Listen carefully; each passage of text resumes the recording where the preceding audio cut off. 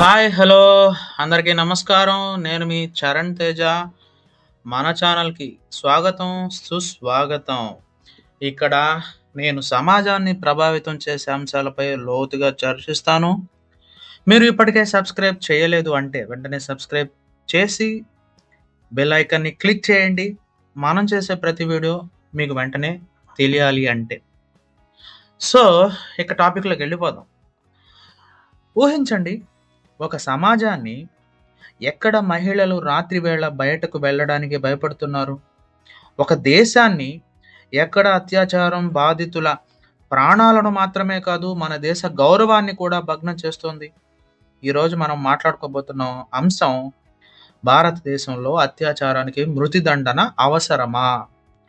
So ఈ ప్రశ్న న్యాయ వ్యవస్థ గురించి మాత్రమే కాదు, ఇది మానవత గురించి, మానవ విలువల గురించి కూడా.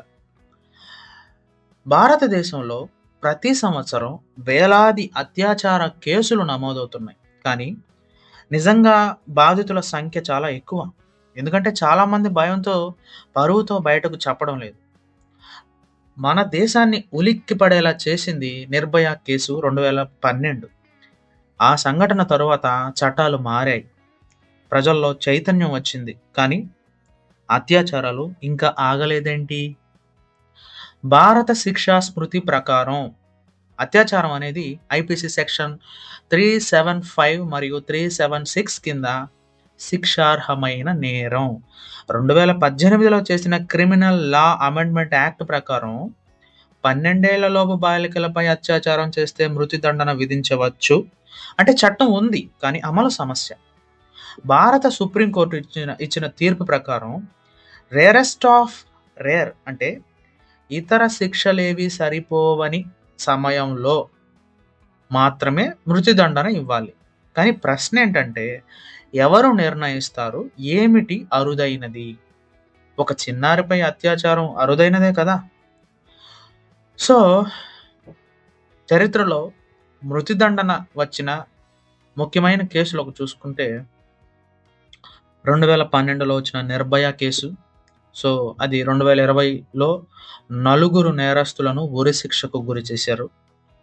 ఇక రెండవది చెప్పుకుంటే మనది కథువా కేసు 2018, 8 ఏళ్ల బాలికపై హత్యతో పాటు అత్యాచారం. ఇకపోతే హైదరాబాద్ ఎన్కౌంటర్ 2019లో పోలీసుల చేతిలో నేరస్తులు కాల్చి చంపబడ్డారు. కొందరు శబాష్ అన్నారు, మరికొందరు ఇది చట్టాన్ని దాటిన చర్య అన్నారు. సో ఇక వాదనల గురించి మనం చూసుకుంటే, మృతిదండనకు అనుకూలంగా ఉన్న వాదనలు ఏంటంటే, భయం కలిగించే శిక్ష. మృతిదండన ఉన్న నేరస్తుడు ముందు ఆలోచిస్తాడు. ప్రతీకార న్యాయం అంటే బాధితుడికి న్యాయం చేయాలంటే ఇది సరైన శిక్ష. ఇక చిన్నారుల రక్షణ అంటే చిన్నపిల్లలపై అత్యాచారానికి మాఫీ లేదు. ఇక పబ్లిక్ డిమాండ్ ఏంటంటే ప్రజల కోపాన్ని ప్రశాంతత పరిచే మార్గం. మృతిదండనకు వ్యతిరేక వాదనలు చూసుకుంటే, క్రూరతతో నేరం పెరుగుతుంది. సో కొందరు నేరస్తులు బాధితులను చంపేస్తారు.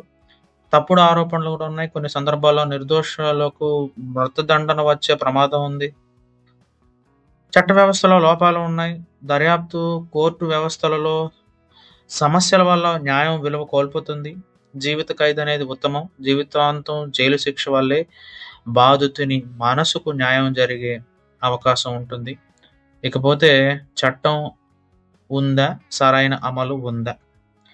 చట్టం రాసేయడం సులభం, కానీ న్యాయం త్వరగా రావాలి అంటే ఫాస్ట్ ట్రాక్ కోర్టులు కావాలి, పోలీసులకు శిక్షణ కావాలి, బాధితుల మనోధైర్యం పెంచే వ్యవస్థలు అవసరం. ఇక ప్రజల అభిప్రాయాలు చూసుకుంటే, కొంతమంది జనం ముద్దు పెట్టే విధంగా తక్షణ న్యాయం కోరుతున్నారు. మరికొందరు దీన్ని ప్రతీకార చర్యగా తప్పుపడుతున్నారు. కొందరు మాత్రం పిల్లలపై అత్యాచారానికి తప్పకుండా మరణదండన కావాలని అంటున్నారు. ఒకే మాట, బాధ, కోపం, భయం అందరిలో ఉంది. సో బాధితుల గొంతు చూసుకుంటే, బాధితురాలు అన్నాక ఒకసారిగా ఆమెపై ప్రశ్నలు, అపహాస్యం, విచారణ మొదలవుతుంది. ఆమె బాధను మన సమాజం నొప్పిగా తీసుకోవాలి, కానీ విమర్శగా కాదు. సో ఇక ముందు మనం ఏం చేయాలనుకుంటే, మరణశిక్ష మాత్రమే పరిష్కారం కాదు, ఇవి అవసరం.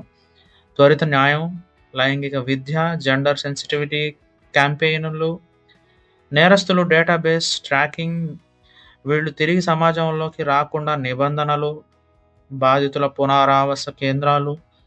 కానీ ఇవన్నిటికన్నా ముఖ్యమైనది మన దృష్టికోణాన్ని మార్చుకోవడం. సో, మీ అభిప్రాయం ఏంటి?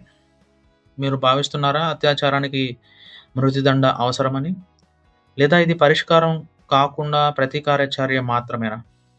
కింద కామెంట్స్‌లో మీ అభిప్రాయాన్ని తప్పకుండా రాయండి. ఈ వీడియో మీకు ఉపయోగకరంగా అనిపిస్తే లైక్ చేయండి. మీ స్నేహితులతో షేర్ చేయండి. మరియు ఇంకా ఇలాంటి వీడియోల కోసం సబ్స్క్రైబ్ చేయండి. మనం మళ్ళీ కలుద్దాం. కొత్త విషయాలు మళ్ళీ మాట్లాడుకుందాం. అప్పటి వరకు జాగ్రత్తగా ఉండండి. నిజాన్ని ఎప్పుడూ మాట్లాడండి.